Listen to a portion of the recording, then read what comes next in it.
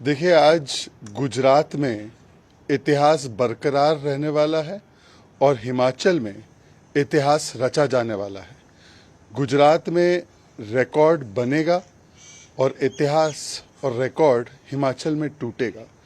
जिस प्रकार से 27 वर्ष से भारतीय जनता पार्टी गुजरात में निरंतर लोगों की सेवा कर रही है, वहाँ पर समर्पण भाव से जिस प्रकार से वहाँ की सरकार ने प्रधानमंत्री नरेंद्र मोदी जी के नेतृत्व में जन कल्याणकारी योजना चलाई है, इसके चलते गुजरात की जनता फिर से एक बार 7वीं बार भरोसा जता रही है भारतीय जनता पार्टी में।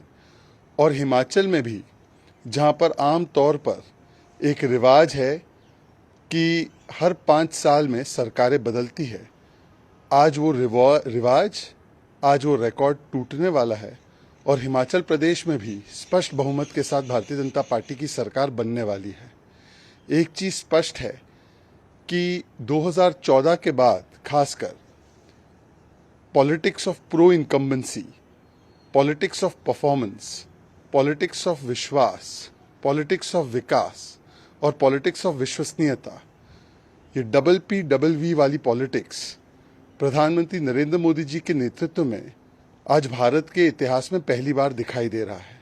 और इसी के चलते चाहे उत्तर प्रदेश के जब चुनाव हुए, उत्तराखंड के जब चुनाव हुए, वहाँ पर भी जहाँ पर सरकारें रिपीट करने का कोई इतिहास नहीं था, वहाँ पर भारतीय जनता पार्टी ने अपनी सरकार फिर से बनाई।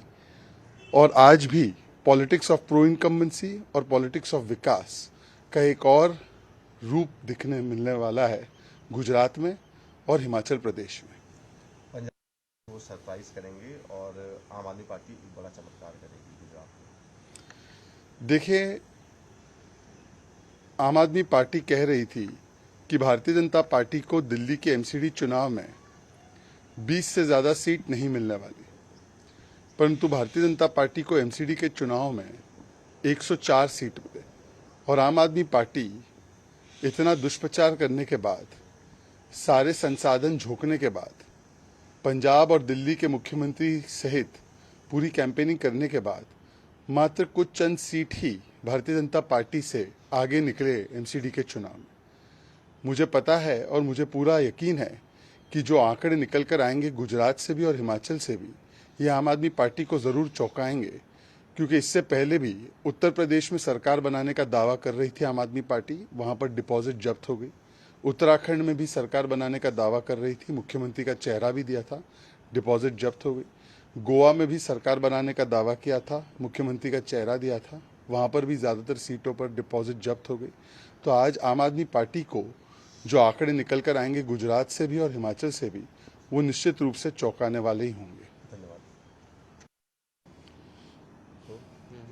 Counting to be held today, BJP is confident about Gujarat and Himachal, and Congress and Aam Aadmi Party is optimistic about the results.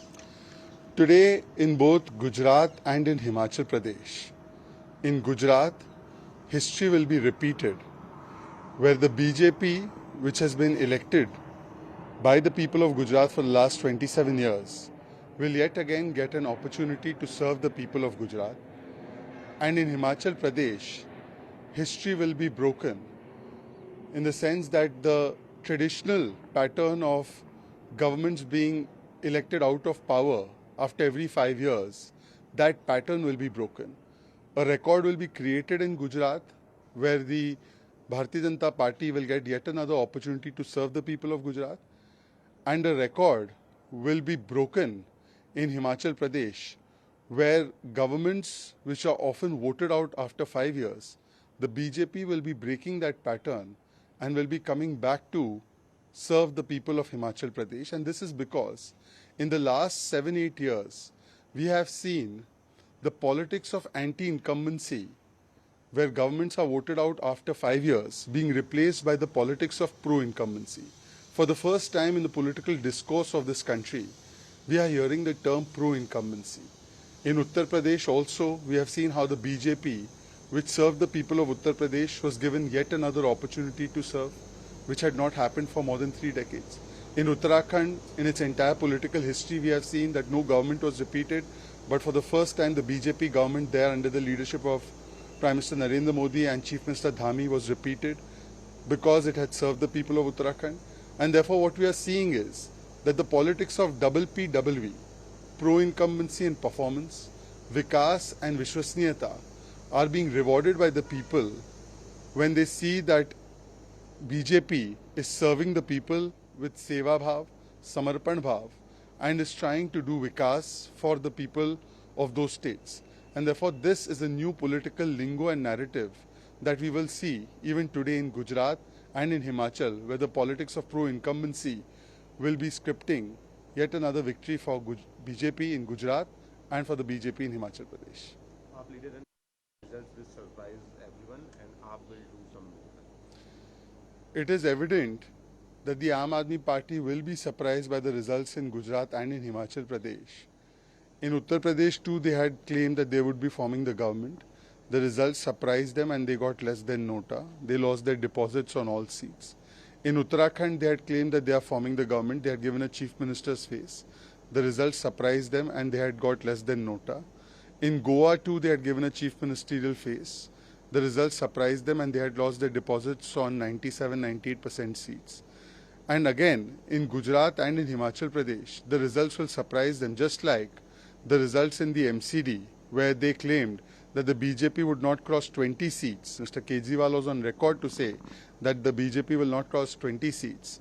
The BJP scored a handsome 104 seats and has surprised the Aam Aadmi Party. Similarly, they will be surprised by the people of Gujarat and Himachal Pradesh today in a few hours. नमस्कार, मैं हूं मानक गुप्ता। अगर आपको हमारा ये video पसंद आया हो तो इसे लाइक और शेयर जरूर करें और हां, हमें सब्सक्राइब और फॉलो करना ना भूलें ताकि आप देश और दुनिया की कोई खबर मिस ना करें। तो जुड़े रहिए हमारे साथ और देखते रहिए न्यूज़ 24।